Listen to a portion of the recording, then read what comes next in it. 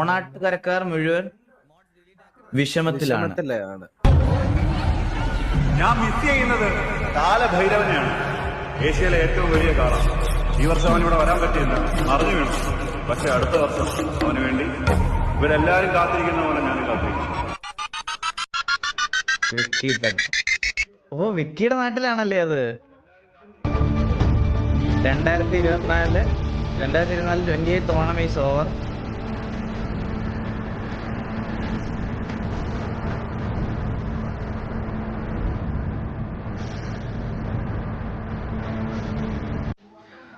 ഞാൻ ഒരു കാര്യം പറയട്ടെ, കഴിഞ്ഞ ദിവസം നമ്മളിത് റിയാക്ട്